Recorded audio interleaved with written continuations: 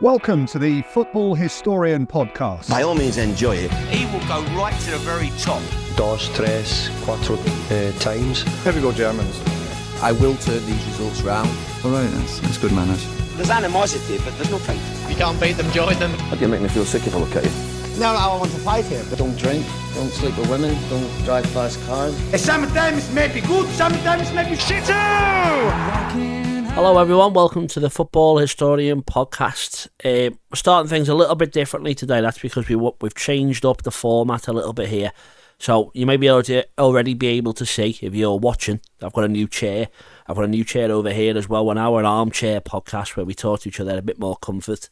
What that means is for episode 1, you can now see my legs for the first time. And unfortunately, I've decided to play footy and cut myself to pieces. So I've got horrible big scabs on my legs, so I apologise. So if you are listening, you've saved yourself that horror show. The reason we've also changed the format is we want this bit at the start to be correspondence. So if you want to get in touch, the email address is thefootballhistorianpodcast@gmail.com. I've had a few people get in touch on Instagram and Twitter, and they want to discuss things about football history, and that's what we're more than happy to do. So starting from next week, we're going to answer some questions that we've already been sent. But if you want to get involved, the best way is email us at thefootballhistorianpodcast@gmail.com, or we'll put all the socials in the link below as well: Twitter, Instagram, TikTok. We're everywhere. So just give us a message. We'll have a chat about whatever you want to talk about. Also, if you subscribe to the Patreon, £1 is the initial fee that you'd have to pay, £1 per month, and you can ask questions to the guests. And that, speaking of guests, today's guest is Dr Alan Tonge. He's a former Manchester United player. He was the first player to ever be signed by Alex Ferguson when he arrived at Old Trafford. He's the first non-Liverpool guest we've had, so I hope you enjoy it. But we talk about his career at Old Trafford.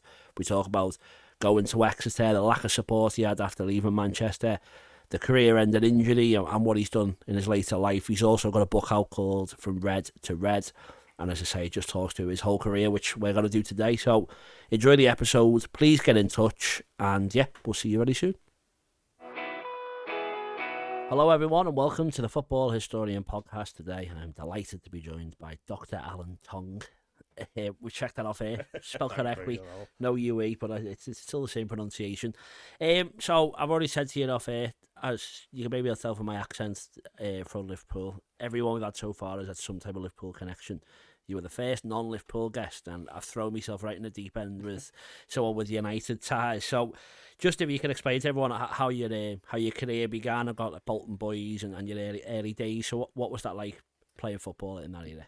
Brilliant, yeah. So, like most people, Pete, really love football. My dad was a decent player, played in sort of Oldham, Bury reserve sides, and he always says, well, he met me mum young, and then he went, I don't want to sound cruel, he went downhill from there. So his football career anyway. But just typical, just great memories of playing in the garden as a young lad, and, used to sort of have a creative game sort of thing, last minutes in cup finals, and amazingly, United always used to get the late winner, which was crazy. But so started off in school stuff, and then just transitioning really through the different things, and playing with Bolton schoolboys, as you say, which was nice, representing your town. Then I was lucky enough to represent Greater Manchester County, so been over here a couple of times playing Merseyside. They always used to be good sides, and then I got scouted then. Scout started appearing around 13, 14 years old. So I had a few trials, went down to Bolton for a bit. Man City had a look at us, and I eventually got invited into to United. Well, all my family are kind of like United supporters, so I think sometimes that was almost like my heart ruling my head, when you look at the situation. But so ended up going into United and signed schoolboy forms for them, and then managed to sort of get an apprenticeship and Well, I had heard that you had interest from City, so obviously you're saying your heart rules your head, and I've never been anywhere near that position, but I feel like if Liverpool ever asked me to play for it, it'd be hard to turn him down. I think it is something that you said maybe regretted, or things might have ended up different if you'd gone somewhere else. Where do you reckon, if you had your time again, you should have picked if you could do that? Well, I think it's trying to get opportunity, isn't it? And I think there's a lot of, sometimes, Peter, you've got to be a bit shrewd here, but because you're not educated enough, or you don't understand environments, or you don't understand youth development at the time. You're just a young 14, 15-year-old, and you look at the situation, say for argument's sake, Bolton, you might have had a decent chance of getting into the first team there, and who knows, thinking about back then, I think sort of like some really good players started off at Bolton. I think like Alan Stubbs was there, like the Everton, ex-Everton, and Jason McAteer was there as well. He started off at Marine, of course, and Bolton picked him up. But almost like cutting your teeth in kind of a lower level, and then seeing how that went on from there. Yeah, it's just like anything else. You come into sort of your Man Cities, Liverpools, Uniteds of this world, and it's tough because like you're just surrounded by top players. Well, if we go on to that, obviously, I think the biggest name, I think, for that picture that's on the front of your book is Ryan Giggs is in the same team. I think he was under a different surname at that time. There's also Adrian Doherty, who you speak about as well. So just if you can explain to people what type of player were you, and what was the standard like when you arrived at Man United? Yeah, well, it was a bit of a strange one, to be honest, but I think coming through the grassroots system and the schoolboy system, I was kind of more of a midfield player. Used to enjoy, taking free kicks, scoring some goals and that, and I was lucky enough to play in a good grassroots side called Bolton Lads Club, and we had quite a lot of young players from that team who went on to become apprentices at league clubs. So we had a few who went to United, like 4 from my grassroots team signed for Man United as apprentices. And we had lads who went to Burnley, we had lads who went to Bolton. So it was like quite a strong side. And I think back then the coaching that I received was probably more complimentary to my personality, like lots of praise, lots of encouragement, and then you kind of step into this world of the pro game, like in the academy. It's a bit different then. Like our coach back then was Eric Harrison, who's like the sort of the infamous kind of class of '92 coach, and Eric was quite a ruthless, tough coach. Had not much praise at all, and so it was a little bit of a strange situation that, but yeah, midfield beating grassroots, and then when I went to United, like more fullback, like even playing centre half and stuff, and a bit of an identity kind of shock, like having to fill in there. But as a player, probably just steady. I probably didn't let anybody down. I'm a decent passer. I used to enjoy tackling, getting stuck in. And so as a kind of a player, what I tried to do is just, try and get a decent performance most weeks. I was 7.5 out of 10. And, I was never one of these who was kind of be dribbling past loads of players and stuff like that. So I would probably describe myself as a young player, like more steady than spectacular. Yeah, well, if you can explain as well to people, because it's something I've heard a lot, but not always explained. Like C teams, B teams, A teams, reserves, your YTS, stuff like that. Obviously, just explain to people, you're arriving as a teenager. Obviously, you've selected United. You're famously Alex Ferguson's first acquisition, and we will go on to that slightly after. But what is like the field of progression for you, and how you get from where you were at day one into hopefully as you wanted to get into the first team? Sure, Pete. Yeah. So how it worked back then, I was 4 teams at United. Like the B team was kind of the first rung on the ladder. So I used to play as a schoolboy in the B teams. I think they were under 18s, but more kind of 15, 16-year-old, maybe first year apprentices kind of played in that. If you was progressing through the B team, then the A team was the next kind of step, and that was kind of more open age and quite interesting. Eric Harrison used to oversee the A team. Then the reserves, so stepping up in the reserves if your career was kind of on an upward trajectory, and then the golden goose at the end of it, like the first team environment. That was kind of your pinnacle, or what everybody was striving to get into. So those transitional points were quite interesting for me because I think I started off all right. Played in an under-18s team quite young, 15. Played at Resis at 16. United took us to a club called Histon for a first-team friendly when I was 17. So it was going all right. My career seemed to be like moving in the right direction. And then I think all of a sudden it kind of just maybe started levelling off a bit. Competition was fierce. When I was at United, unfortunately, they weren't flying high at the time. Fergie had kind of been in a few seasons. There was quite a lot of fans asking questions whether it was the right choice or not. And there was like an infamous banner that was unfurled at United by a supporter called Pete Molyneux. 3 years of excuses to Fergie. Probably the most infamous painted bedsheet ever, because after that, when the class of '92 started arriving, and so they just went on this mad spree. But But at the time, I think certainly like from a professional perspective, like loads of players in the squad, and I think you had to be like precocious, you had to be outstanding to get an opportunity. And I think, describing myself being that last question about being 7.5 out of 10, I don't think that was enough. Although probably that had its plaudits for performing in that way. You had to be like 9, 10 out of 10 to get a first team opportunity. To shine, and obviously there's some competition in your way. But yes, you said you had 2 years YTS, and you got the professional contract, and then so you play for the A teams, the reserves. I think I've got to hear that you beat Man City to the league. Was it dramatic last game? So you've obviously 7.5 out of 10. Although you're saying there you probably need a 9 out of 10 to be getting the first team. When you get the call in the office that fateful day, I think you said the day where your whole world caved in. What were you thinking? This is the end, or were you thinking I'm going to get another year, or how had it panned out for you? Yeah, it's changed over the last. This is going back a good few years now, but I think young players now get probably told a bit earlier. Especially when you're schoolboys and you're transitioning into full time, because exams to think of and stuff like that, and you don't want your mental health being affected, and so.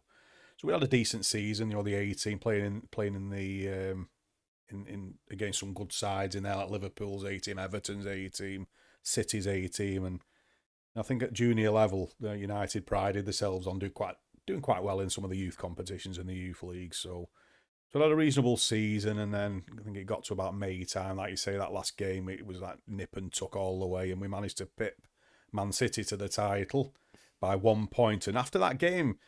I came in for some decent praise. Like Alex Ferguson and Archie Knox's assistant manager at the time had come and watched the game and said, you've done really well today. I was playing against a lad called Jason Beckford who played in Man City's team on a few occasions, and I'd had a decent game.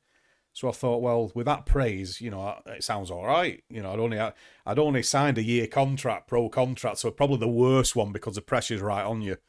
A lot of young players now, 17, 18, they're signing like 3-4 year deals, and especially with the under-21s coming in as well. Seems to be a bit more time there, Pete. But anyway, as you say, Pete, we come to the end of the season. We knew it was kind of decision times and what was going to be happening. No agents back then, so no one to fight your corner.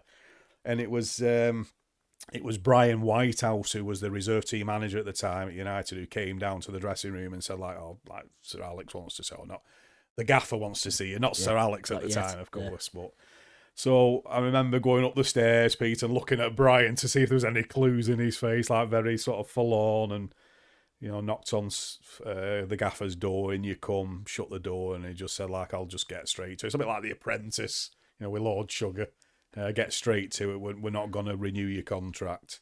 Going to have to move you on, and I think in that moment, like you say, you've been at United since you was about 14 when I signed schoolboy forms to 19, like tough. Yeah, that was hard. You talk about mental health stuff, and so it's like no aftercare back then, Pete. It's almost like you get told this decision, and it's like your world kind of crumbles in on you, and then in that time, you're just expected to go out and train again with like the group of players. And I remember, I think it was like United had a training ground called Littleton Road, which was just down the road from the cliff, and I was taking part in a session, and I was just not with it. I remember probably like tears in my eyes, like I was just distraught. And it was Paul Ince, I think, like I had a bad touch to give the ball away, like started moaning. I'm thinking like I've just had my heart broken, and like the players, but obviously he didn't know, of course. But in that mindset at the time, it was just like really bad. Yeah. But that nothing like that had happened these days. Anything in those kind of circumstances, and as you say, Pete, I think for a spell there, it was like. Yeah, it's just lost. Like you've just been told like you're not good enough, and it's something that you probably your identity is wrapped around in it becoming a player and a pro, going to sign a pro deal, so you're on the way up, and then to have it kind of took away is like that was a tough. It's usually say in life that it's hard. The punches that you don't see coming are the ones that are the hardest ones to kind of take. And so it was a shock when you. It was without a doubt, and it's like you say. You don't know any different. You just think, well, it's not going to happen to me, and I'm playing all right, I'm doing okay, and obviously not. I can't imagine, but I can imagine it would be terrible. So you said you trained that day. So how long after did you go? Like, did you have a couple of months or? Yeah, it was. We had a couple of tournaments. Like they took us away to United. Used to go, Pete, to a youth tournament called Blue Star in Switzerland. That's famous. Busby Bay's been going there for many years. And it was something that United kind of like got involved with. So I went there, which was brilliant. That was a great experience because we had like Sir Matt Busby came with the party. Sir Bobby Charlton travelled with us. We had Brian Kidnobby Styles there. So that was brilliant though to get that experience. And we also had a trip to Trinidad as well, which was a bit crazy because you think about sort of United and how they look after young players. That's one thing they do particularly well. That's get them into tournaments, and I think going right back into the Sir Matt Busby in the '60s. I thought that's something he wanted to push for, and get that feel of playing against European competition. And it was crazy playing against like AC Milan's junior sides. But you're doing all this after you've been released, is it? Well, been told you're not staying. So mentally, I don't know where I was at the time, but just sort of trying to go with it and just sort of think, well, what can my next steps be after this? And just try to enjoy those last moments, I suppose, Pete. But yeah, we went to Trinidad, and remember Dwight York played for Trinidad and Tobago, and that again a surreal experience. Really hot afternoon, and they were running riot. We were lined up, dripping in sweat. The Trinidad lads, no sweat, like they just run us ragged. I think it ended up, it was either 2-0 or 3-0 for Trinidad and Tobago. But Dwight York was the captain that day, and so that was kind of my last experience after United coming home from that. And then that's it. The phone doesn't ring, Pete. That's it. Finished. Like nobody checking up on you. You pick your boots up for the last time, and you walk out the car park and the training ground gates, and that's it. Done. Finished. Yeah, well, it's a brutal end. I think that's obviously, we'll talk about how it's changed maybe for the better nowadays. Our last guest, George Scott, he played under a legendary manager in Bill Shankly. He gave him like a letter. It was a support type thing. He tried his best to get into another club. So was there no one from United that like supported your next step? Did you keep in touch with anyone or? Nothing really. I think from levels of support and phone calls, and see, it's difficult because the world was very different back then. Like I say, no agent, so you was having to drive your next opportunity. So it was me phoning Phil Neal at Bolton Wanderers, who was the manager at the time. It was me phoning Sammy McElroy, who was Macclesfield manager, say, fancy having a look at us, or you're almost scrambling for another opportunity. And I think that that spell where you kind of come out United and then just thinking about what you do next. But I always felt it wasn't the end of the story. I had something that I was a decent player. A lot of the young players these days, it's just an opinion on you, and you just got to try and find that resolve, that resilience to think, well, all right, it's not worked out here, which is it's a heartbreaker, but life goes on, doesn't it? Football's not everything. At Man United, some people think it is, but you had to sort of think about, okay, where do I go now? Yeah. Right, well, it seems a good time to leave for our first break, and we'll come back and talk about what happened after United, so see you in a sec. Welcome back to the next section of the Football Historian podcast. Sorry, Pete, I'm really sorry to interrupt you. Where'd you get that shirt from? Oh, this Latium number's just from Classic Football Shirts. Where'd you get yours from? Thank you. Mine's from Classic Football Shirts as well. Wow. Well, when I bought my shirt, I used the code TFH10 to get 10% off all orders. Did you use the same? I did. I used a discount code. I think it was the same as yours. Oh, TFH10? Oh, that's great, because if you want to get 10% off all your orders, you can use TFH10 at classicfootballshirts.com. Unbelievable deal. Right, hello, welcome back. Thank you for not running away in the break. So I just want to talk about some legendary managers or people that you obviously were in contact with. Very famous, the story of Fergie's first fledgling. Mm-hmm. You are the first signing in his reign. Obviously being an A-team and reserve player towards the end, not getting that first team chance, but he's arguably, for a lot of people, the greatest manager that's ever lived.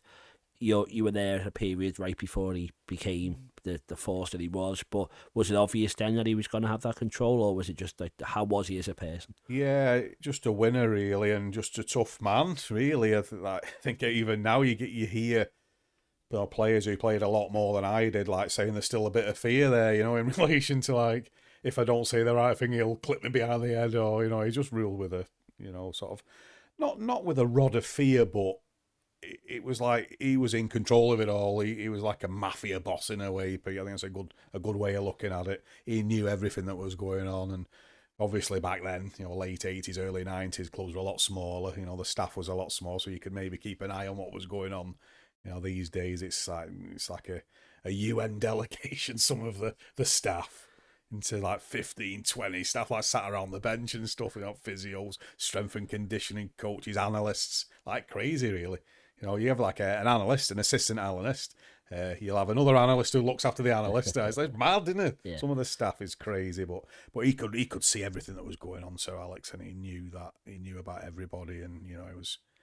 But yeah, back then I think you know it took a bit of time for his career to get going. You know, he'd come with a good reputation from Aberdeen, obviously beating Real Madrid in that kind of Cup Winners' Cup final, and then Ron Atkinson a bit unlucky. United doing okay.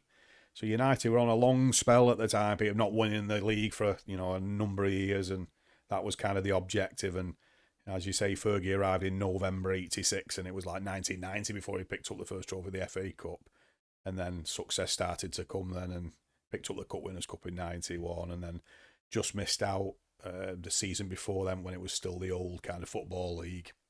I think it was Leeds United kind of done them late, and then first season of the Premier League, 92-93, managed to pick that up. I think had a bit of a sort of a ding-dong battle there. Was not sure if it was Aston Villa. It was nip and tuck to the end of the season.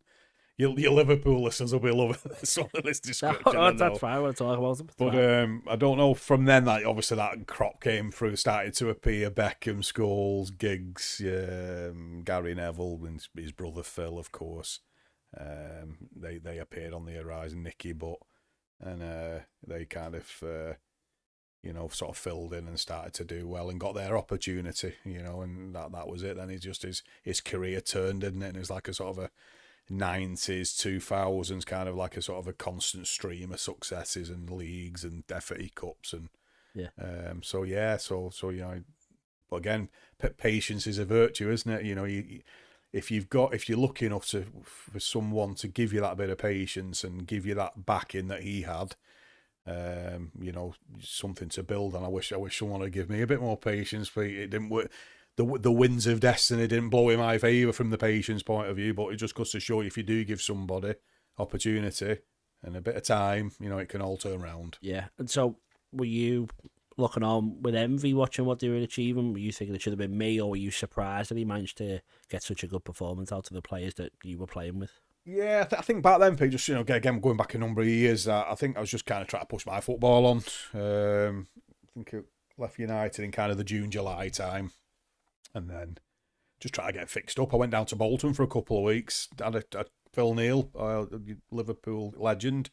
He was Bolton manager at the time, so I spent a pre-season with them and did okay, played in a few games, and unfortunately just couldn't come to any arrangements after that had finished. So I thought, remember arriving home and throwing my bag down and thinking like, there's another kind of opportunity that slipped by, and I just kind of drifted down into the non-league for a little spell, just probably more to keep my fitness up than anything, just to keep myself ticking over and playing, and I think that was kind of for a month or two, and then just totally out of the blue. I think this is how crazy the world was back then. There was a neighbour who phoned Alan Ball, who was kind of the manager of Exeter City at the time, and said, "Well, we've had a lad at United. Would you be interested in having a look?" And I played under Bawley when I was a first year apprentice at United.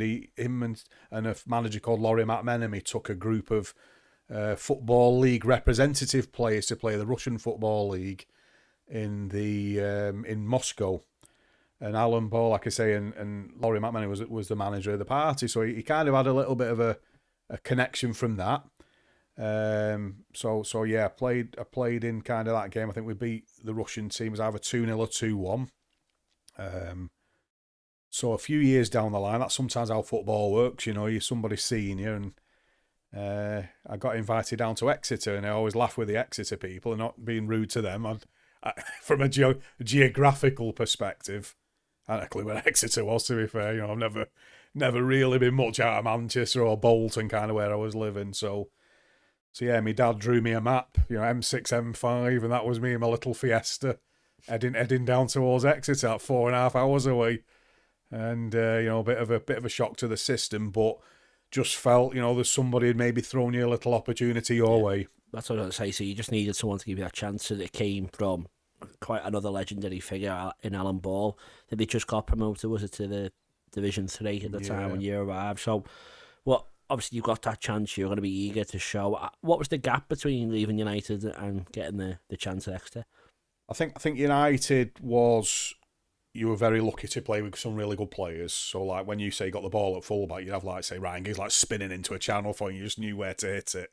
Whereas like you get the ball at Exeter, then it might be a bit slower. They might just want it into feet or something like that. So I think the standard of play was definitely noticeable, and I think it didn't quite happen for me straight away. Just playing in kind of reserve teams at Exeter, but you know, as I kind of got going a little bit, I got a little bit of belief. Alan Ball was brilliant for me. Gave me that sort of backing again that I was after. I can't speak highly enough of him as a unbelievable player, Pete, for one, and as a manager, he was fantastic for me. And used to join in the five-a-sides on a Friday morning, but that was stereotypical, really, of what football was. I don't know if they still do it. You know, like have a five-a-side on a Friday morning before a game on a Saturday. I'm probably more analytical these days, running through like all the set pieces for themselves and the set pieces of the opposition. But we used to have like a little five-a-side for about 45 minutes, and Ball used to join in. And then, you know, you sort of like look at people in life where you've kind of got people who are good, but then there's people who are like above that, like unbelievable. You talk about your Ronnie O'Sullivans in snooker, Tiger Woods in golf, you know, all your real stars of the sport that you're following, and watching Bally in action, like frightening, like one touch. And you're looking at him and you think, you're about 3 or 4 stone overweight and you're still schooling pros and all that. And, you know, you look at him, Pete, and you think, how much you would have been like when you was like in your prime, at like playing in the World Cup side and, you know, early 20s. Bally must have been unbelievable for Everton, but he's still held in massive regard there, isn't he? And he's definitely one of the legends that they've had at the club. Obviously, as a manager, he didn't quite hit the same heights, but he did still have a decent career. He was in the top division managing soon after. So, what was he like as a coach for you? Was he encouraging? Was he as harsh as maybe Fergie was, or what was it like? Yeah, I think they both like expected big things off players, because the difficulty for Bally was he's kind of been like such an elite player himself, but like this is like Exeter in kind of League 2 at the time, so you had like it was like the old Division 1, Division 2, Division 3, Division 4, so Premier League sort of kicked in 92, 93, and then it went to kind of Prem. I think it was Prem, League 1, League 2, League 3, I think. So on Division 1, Division 2, Division 3. So Bally had Division 2 players. So like you say, we got promoted a season or so before that.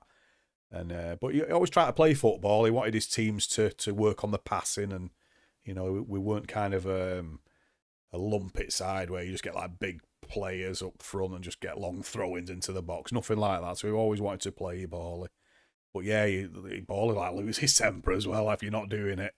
Used to be raging at you, and because again, the winners, aren't they? Like they expect big things off you, and if you're not doing it, you know, they're gonna sort of pull you up on it. So you're right. Similar parallels to him and Sir Alex Ferguson in relation to just wanting to win. But yeah, just great memories. And I think what I particularly liked about Exeter, Pete, was just a nice city.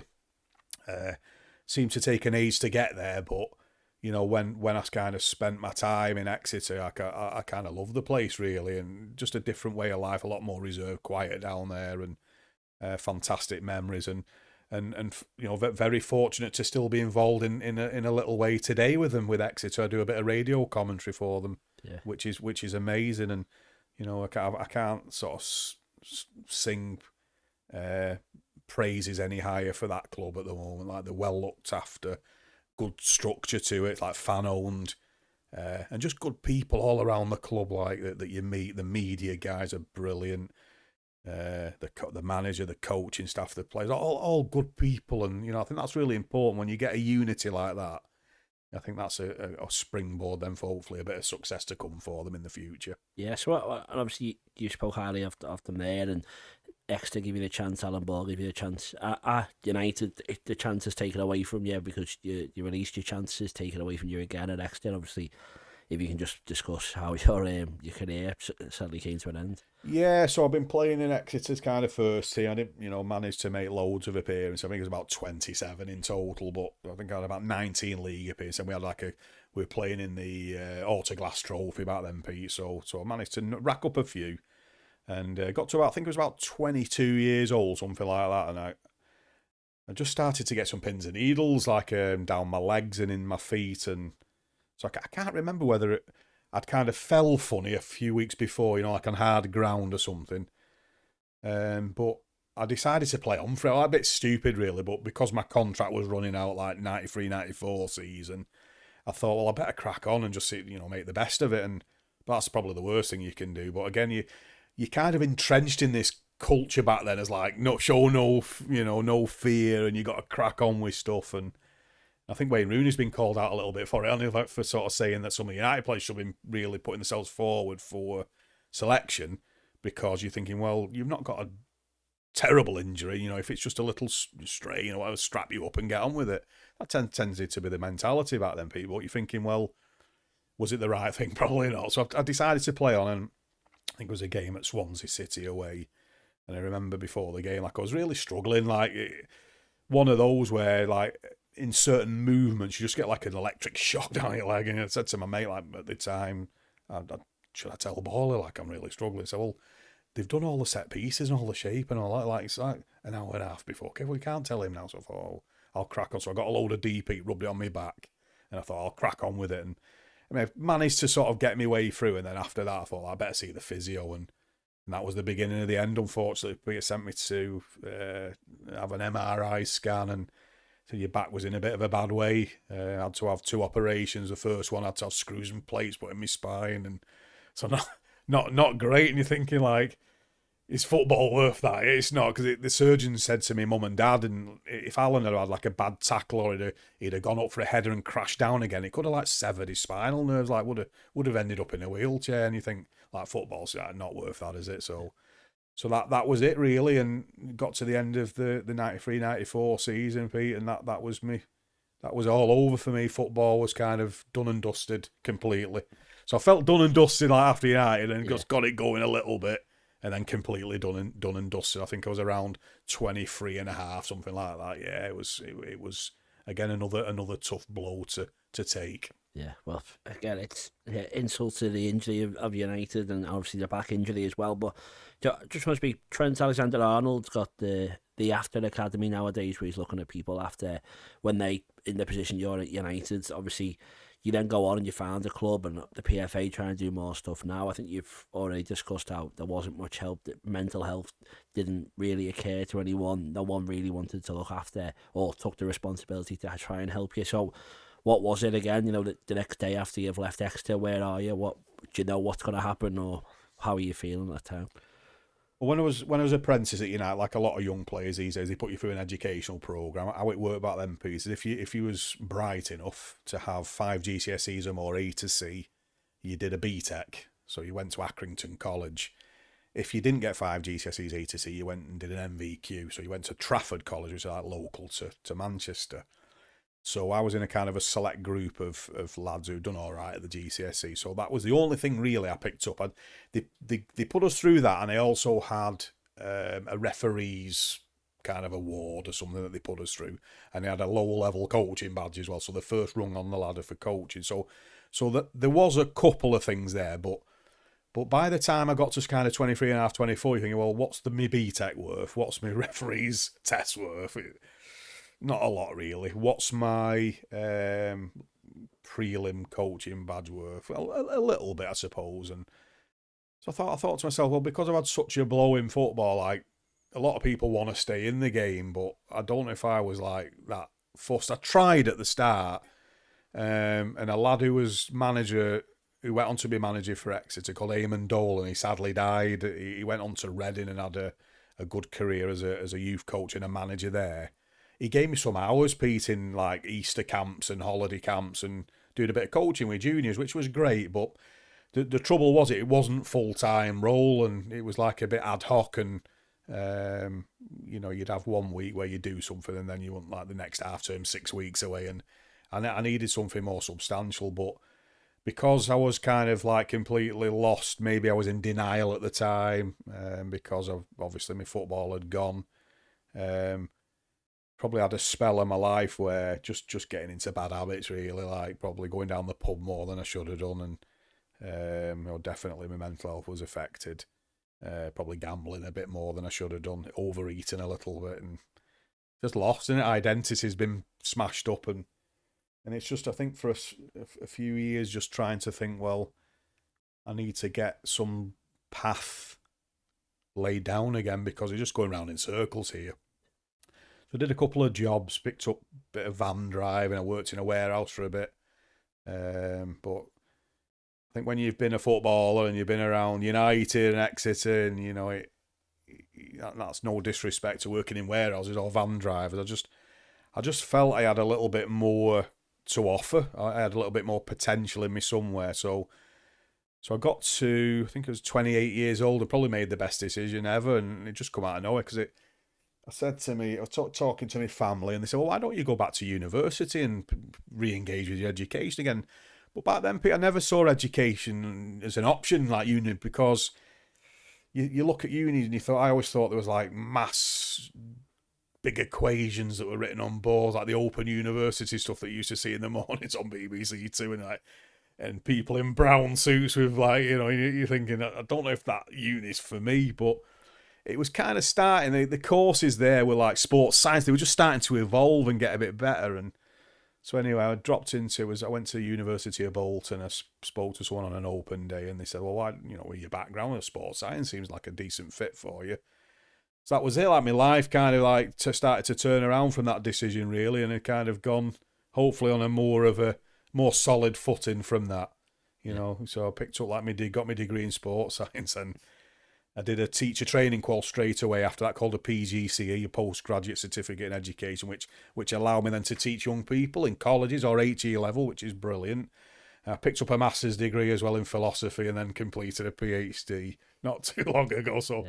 So I think probably using my kind of resilience and my courage and your fortitude that you've kind of picked up a little bit, probably without realising, coming through these tough football environments, and just managed to kind of shape the arrow in a kind of a slightly different direction for myself, and move my life on in that way. Yeah, well, it's inspirational stuff. It's like to not have the support there from football itself and the football clubs that should have been looking after you, to then, there's your book, you're a doctor. That's quite inspirational, I think, for a lot of people. Maybe even if it's not transferable to football, no matter the position you find yourself in, there is a way out of it. So obviously your book here, From Red to Red, how'd that come about, and how proud are you to see that you've got your story now in a book on the shelves? Yeah, it's a funny one, Peter, because I thought obviously my football career was really short. It's kind of a sort of a game.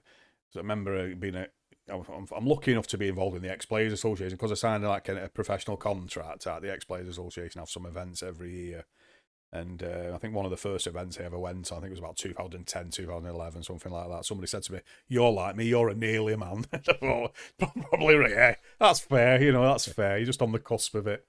And but I think I just had a chat. I mean, there was a lad who wrote John O'Kane's book. Now, John O'Kane played for Everton for a spell, and I knew Michael Garvey for a year or two, and I just had a chat with Mike one day and said, do you think there's enough here to sort of put something down, like with the United and the Exeter stuff? And he said, well, we can have a chat and, see if we can draw out some stories, and hopefully it just bring something a bit different to market. No, I'm not a player of like, we've won the leagues, we won FA Cups, we won Premier Leagues. It's not about that. It's about some stories from the environment, some players that you played with, some of the challenges in that environment at the time, and and how you kind of try to sort of navigate your way through that in order to come to sort of an educational outcome in a way.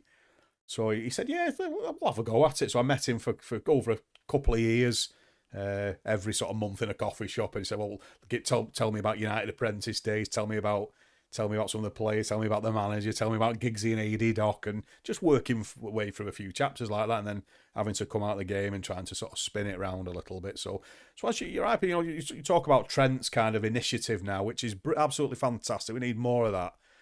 There's a lot more of me than there is of Trench. Or these guys are like at the top of the trade. Unfortunately, not everybody can get there. Only the very best do. And if you just fall short, if you don't quite get your opportunity, you're gonna have to look for something else to do. And quite a lot of players as well, Pete, at the end of their careers are going to have to look for a second career. You know, the PFA have always said that.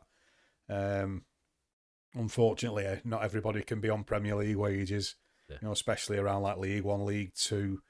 You know, the non-leagues now are more professional than they used to be. So chances are you're going to have to look for something else to do. You know, most people probably want to stay in football if they can. But again, it's that opportunity, you know. If you want to be a manager or you want to be a league manager or a first team coach, you know, them jobs are quite competitive.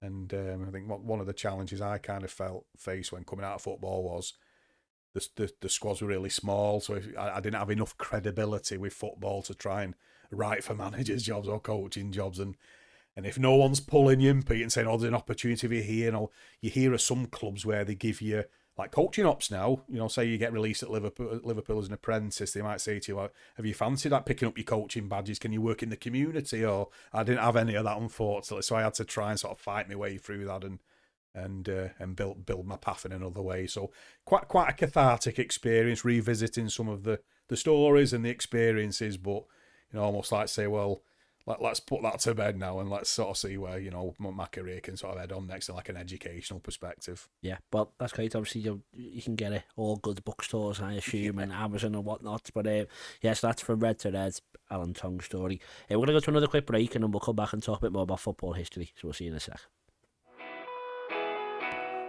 Are you looking for a Kazakhstani football team to support?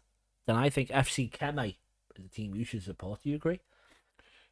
Growing up as a child, I always had FC Kemay posters on my bedroom wall. Well, and all the children of the Kazakhstani future will have FC Kemay posters on their wall because FC Kemay is the team to support, and because of that, Tom has made us a chant that we're all going to follow. So, up the Kemay, up the Kemay, up the Kemay. Make sure you follow them on all the social medias. All the posts and all the things you should follow will appear below us right here. And you should be a supporter of FC Kemay. Live, laugh, Kemay. Right, welcome back to the Football Historian Podcast. We're going to talk about some football history now. So, just on a personal level, what's your first memory of football? First memory of football in the garden with my dad. I was lucky, Pete, that, you know, some people are fortunate not to have a garden, and I remember my dad built some nets, like football nets, and so a lot of creative kind of games were going on, like sort of using imagery, visualization. You're in the last minute of a cup final.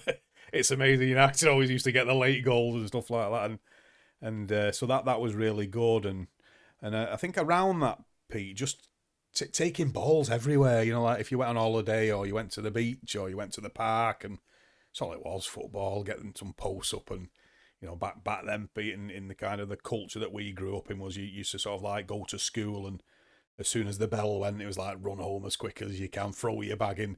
We used to call it get your playing out clothes on, so drag all your old stuff on and up to the field at the top of the road, really, and you're meeting a lot of schoolmates after that. And I think those days golden in a way. Like a lot of young players now, like they're picked up really young, aren't they, in relation to academy football? Getting like Man City, Liverpool, Man United, like scouting under 6s, under 5s. It's crazy, but you know, up to sort of 8, 9, 10-year-old, I was like, even like in my secondary school years, a lot of the football I learned was just like myself playing with mates, and you know, just creating games ourselves. I don't know if you remember. Some of the listeners might be, I used to play things like Wembley singles, Wembley doubles, heads and volleys, but like learning, really crafting stuff.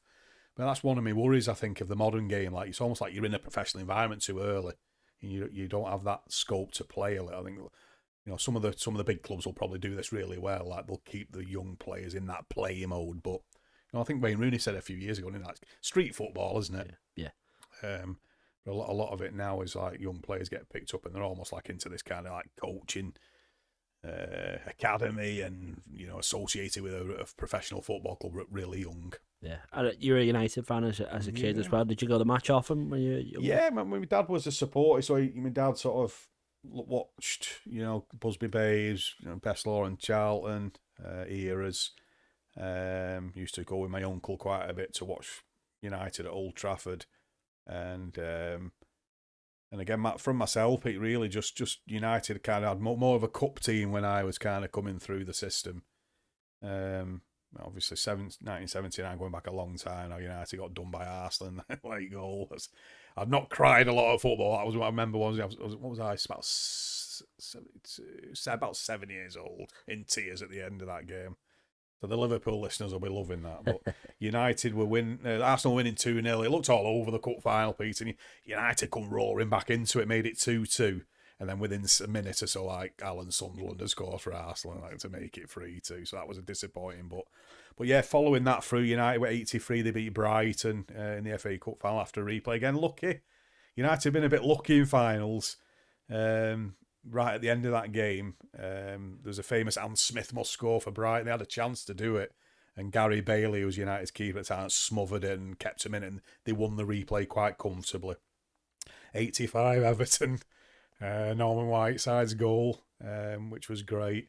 So more of a cup side United, and more of a team who were kind of chasing Liverpool. Really, Liverpool were the dominant side of the 70s and 80s, and United were just trying to get in front of them in any way, shape possible. And I think what I can remember is United kind of used to sort of do all right at Anfield and used to do all right at Old Trafford against the Liverpool sides, but then lose to other sides, so they couldn't quite get that kind of league title challenge going. So that was kind of my early memories, really, coming through like some of the cup final stuff, and even back then, Peter, following stuff on the radio. You talk about it these days where everything's visual now, isn't it? And, like, football's covered all over the place, but just think good old school football, how it used to be. And remember, I see a lad at the Ex-Players Association used to play for Everton many years ago called Mickey Thomas. He's still involved with Wrexham at the moment. And Mickey said to me once, like, we was involved like a good time, like 70s, 80s, 90s in football. Not too sure about modern football, Pete, I must admit. Without signing a dinosaur, it's very different now, isn't it? It's a totally different game. Well, I was going to ask you what your favourite era was, so maybe that rules out the modern era, but obviously, though, you're talking there about the Busby Babes a bit before, you watching the 70s, 80s United side, you've watched the dominating sides in the noughties, but what do you think your favourite era of football is? Probably the 80s. I think we had some good World Cups then, 82, I remember that vividly. Especially the semi-final, France and Germany.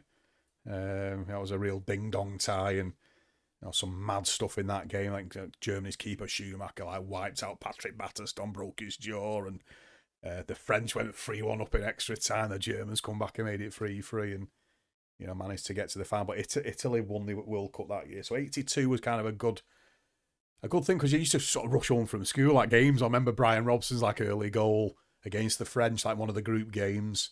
I think it was, I'm not too sure if it's still the quickest goal, 27 seconds. I'm not too sure. Yeah, I'm not too sure. It's in there, isn't it? Yeah, so was that, and then 86 was Mexico, hand of God, Maradona. So yeah, enjoyed following that, the World Cup stuff, and obviously led up to me joining United 88, and then I can remember Italia 90.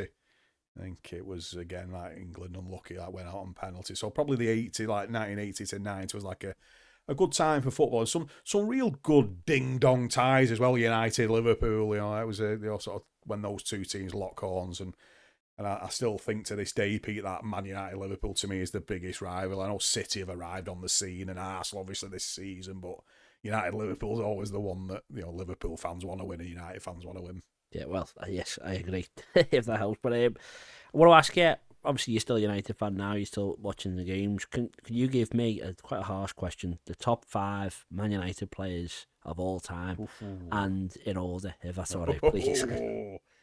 Well, it's probably top of the tree, best. Still, in letting you talk about sort of spectacular ability, and George Best was kind of bang up there. I think Sir Bobby Charlton definitely up there.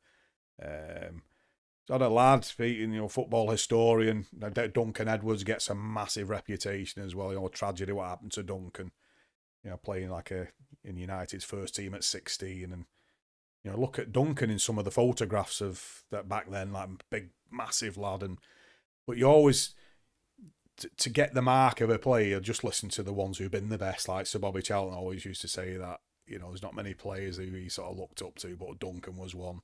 And remember listening to like Alan Ball on a podcast, like talking about when Ball was coming through, like watching this lad in midfield for United, like battling through the mud, and just a colossus of a player. So I think he's definitely up there. One of my personal favourites, Brian Robson, was kind of my hero. Really, I think Robbo for me top 5, like, because footballers, it's a funny one that you get a lot of talented players, Diego Maradona, Giggsy, but the both very dominant. Like Giggsy, very dominant on his left foot, right foot not great.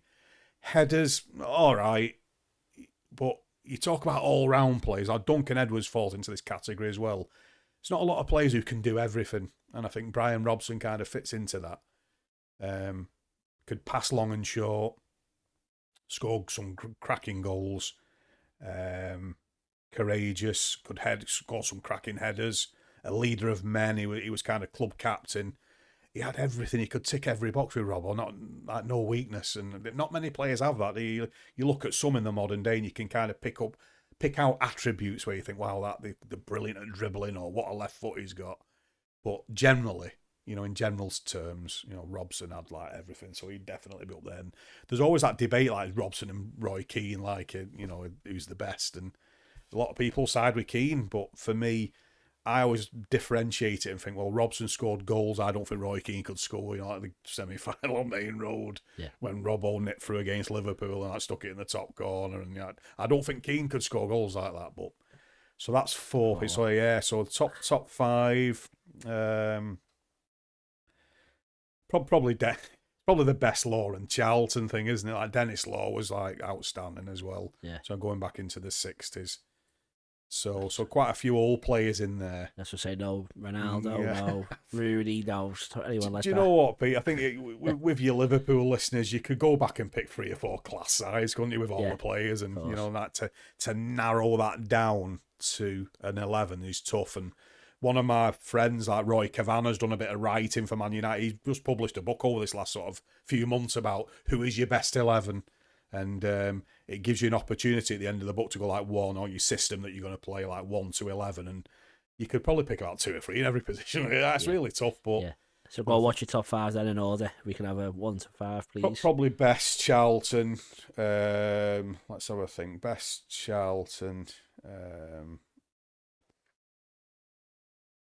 Let's go with best Charlton, Edwards, Law, and Robbo, number 5. I'll go with them 5. Not a bad one. And then another one to put you on the spot, sorry.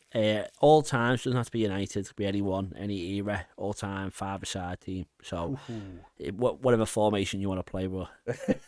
Yeah. One in goal, one in the back, 2 in the middle, one in front.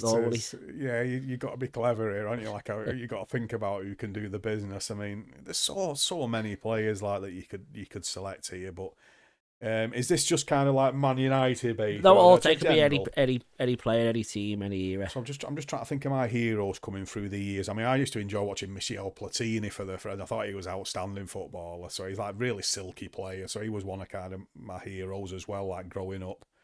So I'd stick Platini in there.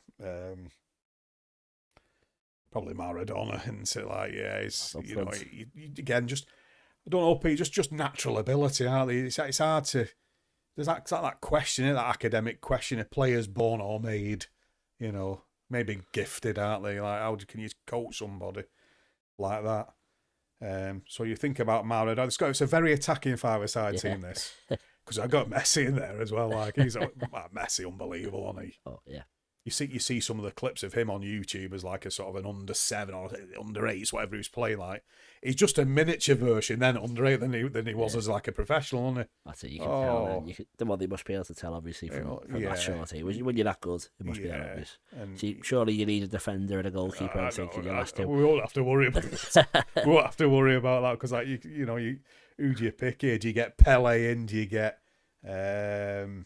Cristiano?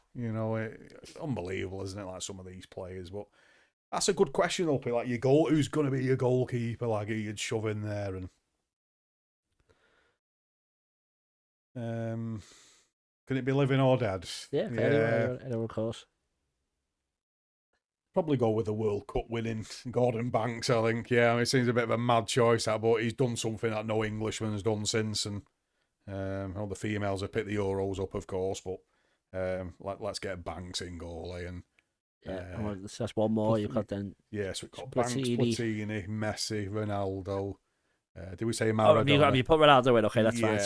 So it's no defence, 4 up front. Just gung ho. All Gordon Banks has got to do is just roll it out and just light a cigarette up and just wait. Okay, well that's perfect. Then, so we'll leave it here for this section, and I'm going to come back and we're going to settle some of the biggest debates in football history. So we'll see you in a sec.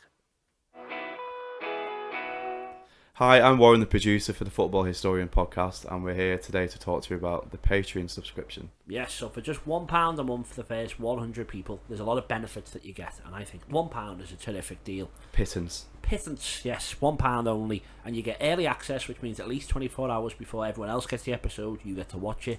There's also an extra section, we call it the Football Historian podcast Extra Time, and we ask all the questions to the guests that no one else gets to see unless you're a patron.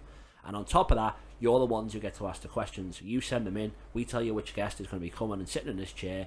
You ask them, we record it, you get to watch it, no one else does. On top of that, we do a monthly special. We did one last night. It was a quiz, you were there. Yeah, bedlam and great content. Yeah, so hopefully you can watch that. As I said, we've got a round on Linvoy Primus or Lionel Messi. We've done mastermind stuff, all that. That's going to happen every month. The bigger this grows, we're going to do it even more regularly. Hopefully it'll be once a week. But we need your support. So to do that, £1 a month for the first 100 people. Your early support will be rewarded. From then on, it's £3 a month if you want to support us.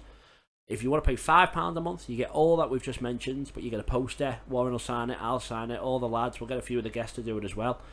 We'll send that out to you. And then for £10 a month, you get all that, the poster, all the early access, and you get a free copy of any of my books. So I've done one on Billy Liddell, Crossing the Park, Tommy Lawrence. They're all worth at least £20. For just £10, you get a copy of the book, all the stuff we've already mentioned. We'd really appreciate your support. We cannot do this without you. This really is a passion project, and anything people can put into it goes straight back into it. We don't take a wage. We're doing this for free. We're doing this because we enjoy what we do.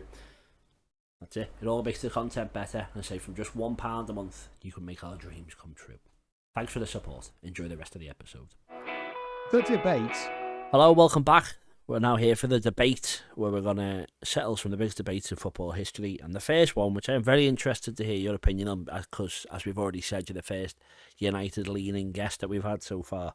And there's one person who's winning this debate at the moment, and it's Gerrard, Lampard or Scholes. And if I can ask you for a 1, 2, 3 after you tell me who your best is as well. Well, I always thought, Gerrard, unbelievable. You talk about. There's not many players, young players, get through at Liverpool. I think over the years, obviously Carragher's got in there, but it's been tough, I think, for Liverpool to promote youth players into the first, even though they've done really well. I remember one year, I think it was Liverpool had won the FA Youth Cup. I think Benitez said there's no one good enough in this 11 to play in like the first team, and then winning the FA Youth Cup used to be a standard bearer of like lads who've got a chance who are going to come in. So for Gerrard to do what he's done, and I think similar parallels to Robson really at United, that when Gerrard kind of turned up and played, he just pulled everyone through with him, didn't he? Scholesy, little diamond. There was worries about Scholesy getting a contract because he's so small, 17, 18, 19 years old, tiny. And I think I read somewhere about Robbo and Sir Alex was watching a game on the cliff, and Robbo was saying to anyone in this group who you fancy, who's coming through, and he went, I'm not too sure. And he went, this little ginger kid's pretty good. And Robbo looked at him and said, he's about 5'4" or something, no chance. Anyway, picked up the ball, did something brilliant, scored a great goal, and he looked at her and said, yeah, I know what I'm talking about. So Scholesy coming into United's first team, I think he got opportunities. I think one of his first goals was Port Vale away, playing in the League Cup back then, so I got blood in that side. And so from then, I think Scholesy blossomed into some player. His passing ability, score goals. He could score headers, even though he's small. I think his timing arriving into the box was outstanding. So that's the argument for Scholesy. Lampard, again, outstanding footballer. I think listening to his uncle, I think his uncle's Harry Redknapp, when he said he had to really work hard, Frank. And I think he was one of them players, a bit like Gary Neville in a way, that really, really wanted to be a professional player.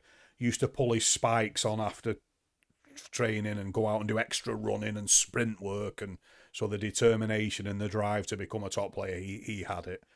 So I'm going to disappoint the Liverpool listeners, I'm afraid, but Scholes is going to be my number one, Stevie G number 2, and Frank in third position. It's predictable, but I was happy to hear the other side of that argument. That's fine. So the next one is Pele or Maradona. Again, unbelievable. Like, look at Pele's record, like the amount of games he played, the amount of goals he scored. Phenomenal, really. Managed to pick up a few World Cups in the 1970. I think he was one of the young players, wasn't he? Is it 58? Brazil won in Sweden, was it? Yeah. When sort of the great Brazil side at the time, like Garrincha playing and some really top players. I thought one of the 70 side, I thought was one of the best of all time. Especially the final when they beat Italy. I thought that was incredible. Some of the goals, especially that last one, Carlos Alberto. Passing it around. And up until recently, I think over the social media, there's different angles of that goal, like in sort of more defined vision. Is it like in sort of 4D or whatever they call it, and like the sort of to look at him bursting up. I think it was Pele just held it up, wasn't he? Just flicked it to the side and bang. And, it's all the socks are dead low and it's just passing around. It's iconic, isn't it, really? 100%. So the argument's very difficult here because obviously Pele's led his team to World Cups and Diego's done it as well, hasn't he? Like Diego, I think, burst on the scene. First time I saw Diego was at Wembley. I think he was about an 17, 18-year-old playing against England. And it was one of them when he picked the ball up and he beat about 3 or 4 players and he just nipped it. It just went just wide of the post. And you're thinking, wow, that's unbelievable because it's only 5'5", 5'6", and they're really tiny. Just natural ability, especially when he went to Napoli and sort of drove them to a sort of a Serie A title. And I think felt a bit sorry for Diego, a lot of pressure on him, being sort of made to play when he wasn't right, knee troubles, injections, and put a lot of demand on him. And I think has really struggled on them players, like when football had come to an end. Lots of issues outside of the game, drug problems, and the infamous stuff. I think he got caught with drugs in one of the World Cups, and he did a test and failed. And failed that. I think it was that. I think he scored and then come running to the camera like with his face and that. But I think out of ability, natural ability, probably a difficult one. But for me, Maradona was unbelievable, and Pele, like it's hard to separate them, but. Maybe because of the eras, and I saw maybe a bit more of Maradona, I'd probably go with him number 1 and Pele number 2, Pete. Yeah, well, that's fine. I said that was the age-old question until the last 15, 20 years, where it's now, which is our next debate, Messi or Ronaldo.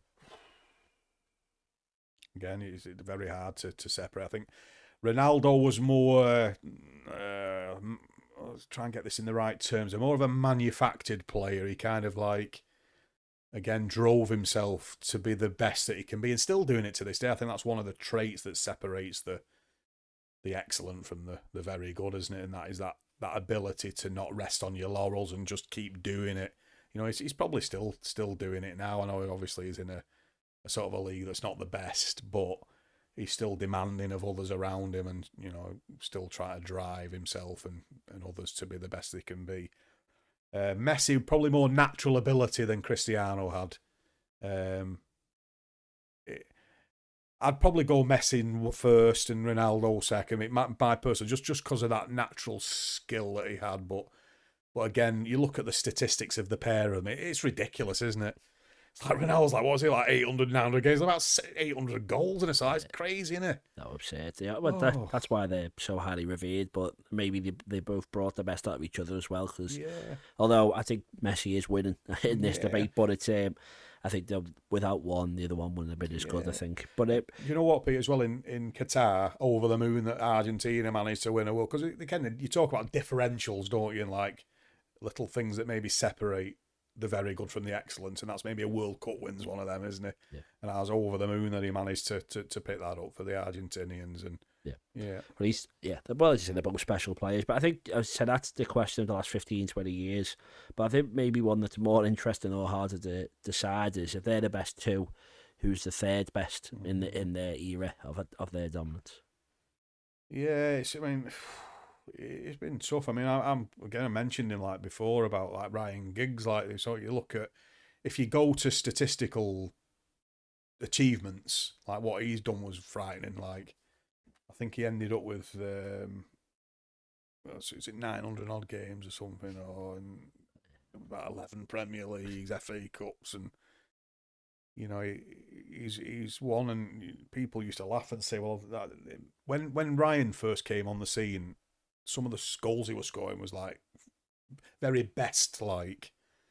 Now Fergie was not happy about. Someone wrote an article about the comparison of Giggs and Best when he was coming through as a young player, and he said like we don't need to give him that added pressure on his shoulders, but for longevity, you know, he's got to be bang up there because that Premier League, arguably, it's a tough league, isn't it? It's demanding.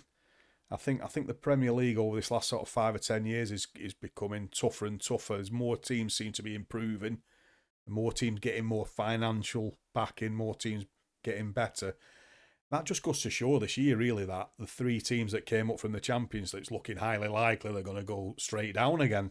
You know, and that step up is really tough. Like Burnley absolutely smashed the Championship, but not cope with the Premier League. You know, and that kind of transition is really hard. But I think Ryan's like outstanding. I think he kind of be bang up there. But you're right, like naming a kind of a sort of a third player up there, and I think there's been lots of good players, hasn't there, that have kind of been in different national teams, you know, like the Italians and the Germans. But I think Messi and Ronaldo kind of set a bar that's the third kind of players like quite a way away, aren't they? It's a bit of a gulf, yeah. It's a bit of a gulf, those two. But again, coming up behind them in modern football, you know, who are the next superstars? You know, Mbappe was kind of knocking on the door, wasn't he? But I don't think he's kind of quite fulfilling his potential at the moment. There's Haaland, obviously, it's a bit of a freak, but he's still, I don't think he doesn't shine as much in the game, maybe is what you could say, as if you're watching Messi or Ronaldo. Like he scores the goals, but does he carry the team and that type of thing? But she said there's a lot of good players, but I think it's safe that Messi and Ronaldo are the top 2. Yeah. Well, if we go on to another one for you, then it's club or country. So obviously you're a player yourself. If you had got the England call up, if you had got the first team for United, what do you think would have meant more, like winning a World Cup or winning a Premier League, let's say, with United? That's a really good question. I think that lots of players will say that the international is the pinnacle, isn't it, of any footballer's career to represent your country. But then if you're a die-hard Liverpool fan or a die-hard Man United fan, like the Premier League, especially if you beat your rivals to it as well, is really satisfying. But I think probably representing your country will probably be like just over club. People will probably say, "Oh no, definitely club for me."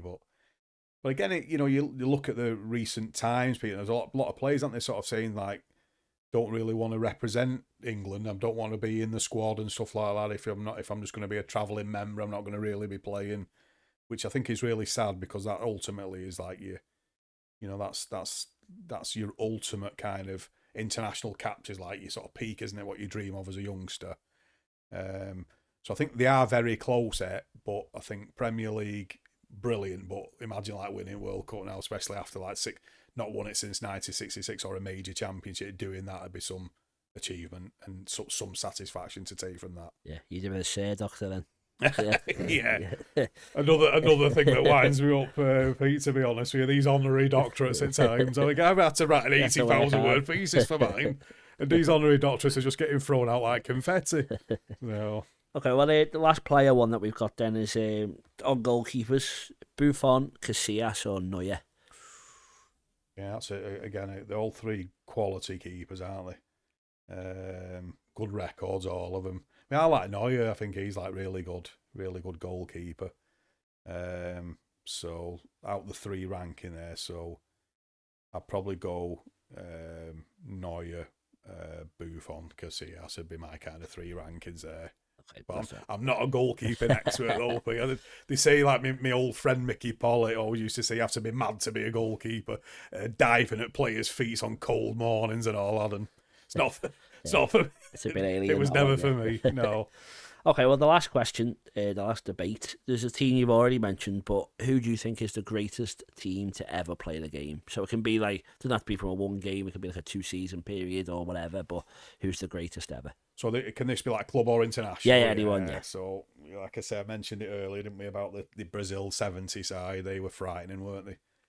Giarzino, Rivellino, Tostão, Gerson, Pele, Carlos Alberto. So they always used to. So I remember the Brazil side going through the World Cups like 70s, 80s. You used to think like the keepers weren't that good. They always used to be sort of like a bit questionable, and you used to think, well, they're not needed a lot of the time. I think if any team could put Brazil under pressure, like they would have a chance because the keepers always spill something or make an error.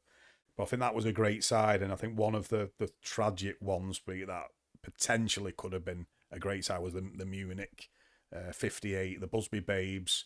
A lot of those lads were destined, I think, for stardom, who lost their lives at Munich. So that was a real sad, poignant loss, because you think about it now. I know Liverpool's done unbelievable, like winning like European Cups and that. United have currently sat on 3, but might have had a few more if the Busby Bays had lived. Always there's something that I think about that. If they'd have come through Munich and it not had happened, what would they have done in football? Probably quite a lot of the Busby Babes would have made up the 66 side, possibly, who won the World Cup. Yeah. So that's another team that kind of stands out. But again, it's a great debate because, going through history, you look at some of the great sides over generations, and, there's been some top quality stuff. Liverpool have had like a lot of sides to be proud of. A lot of good international sides in the World Cups, like the Argentinians, the Italians, the Germans. You can always pick out some really high quality players from any of those that had probably played and done the business in any era, Pete, wouldn't they? Yeah. 70s, 80s, 90s, noughties, it wouldn't have mattered. You're a good player. If you're a good player, you can play in any time because you're so good you can adapt to it, can't you? The game's a lot quicker now, a lot faster. There's a lot more intensity, but the training's better. So you think about this 50s, 60s, or 70s lads playing on these mud heaps. Yeah. Every ground you see now. I mean, like I say, I'm fortunate enough to travel around a little bit with Exeter, even at like League 1, League 2 level. It's like bowling greens, all the grounds. Like there's no mud heaps anymore, is there? And what would like some of the top players be like on those? Like frightening, really. Yeah, well, that's where you see cup ties when they're playing lower league sides now, and they can't play the football that they used to playing. Okay, well that ends our chat. So thank you very much once again for talking to us. Just if you want to tell people at home, how can they reach you? How can they follow you? Anything to plug? Yeah, well, I'm kind of sort of on 2 kind of areas at the moment. I mean, probably the main one's like Twitter, now X. So I'm Alan _Tonge on that. And then I've got like a LinkedIn profile as well. It's difficult, isn't it, these days? Social media's booming, isn't it, all the time? You won't see me dancing on TikTok, Peter, or anything like that, so none of that. But yeah, they're kind of my main 2, really. So Alan _Tonge on both of them. Yeah, I'll just have a look at you on there. And obviously, if you haven't already, get a copy of Red to Red, your story, obviously, from being a player up to becoming a doctor today. Thank you very much for joining us. Thank you for making the trip to the garage. And thank you, everyone, for watching at home. And we'll see you in the next episode of the Football Historian Podcast.